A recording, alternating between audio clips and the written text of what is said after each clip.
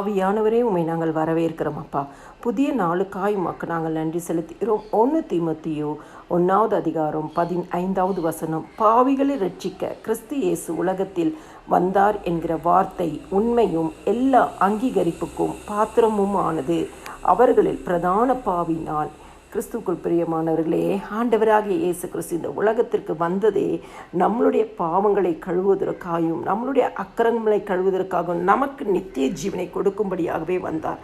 ஒரு நாள் சாத்தான் மார்ட்டின் லூத்தரிடம் வந்து சொன்னான், லூத்தரே, நீர் ஒரு பெரிய பாவி, ஆகையால் அழிக்கப்பட்டு போவீர் என்று சொல்லி கிண்டலாக பேசினானாம். அப்பொழுது மார்ட்டின் லூத்தர் சொன்னாராம், அவசரப்படாதே, நான் பாவி என்பது உண்மைத்தான், ஆனால் நீ எனக்கு அதை எடுத்துக்காட்ட உனக்கு எந்த நியாயமும் கிடையாது.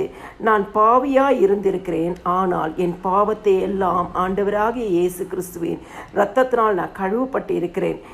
இப்பொழுது என்னிடத்தில் என்ன பாவம் உண்டு என்று சொல்லி தைரியமாக கேட்டாராம்.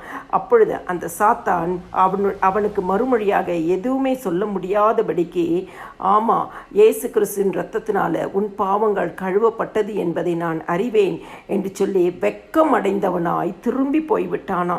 இன்னைக்கு கிறிஸ்துக்குள் பிரியமானவர்களே, நம்மளுடைய வாழ்க்கையிலையும் நம்மை ரட்சிக்க தான் கிறிஸ்து இயேசு இந்த உலகத்திற்கு வந்தார்.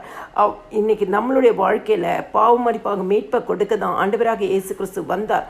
நம்மளை ஆசீர்வதிக்க தான் இந்த பூமிக்கு வந்தார். நம்மளை கனப்படுத்தி உயர்த்தி மேன்மைப்படுத்தி இந்த பூமிக்குரிய ஆசீர்வாதத்தினாலும் நித்தியமாய் தேவனோட கூட இருக்கிற ஆசீர்வாதத்தில் நம்ம நிரப்புறதற்காக தான் ஆண்டவர் வந்தார். ஆண்டவராக இயேசு கிறிஸ்து நாமத்தை அறிக்கை செய்யுங்கள், விசுவாசியுங்கள். நிச்சயமாகவே கர்த்தர் உங்களையும் உங்கள் தலைமுறையாய் சந்ததிகளையும் ஆசீர்வதித்து கனப்படுத்தி உயர்த்தி மேன்மைப்படுத்துவார்.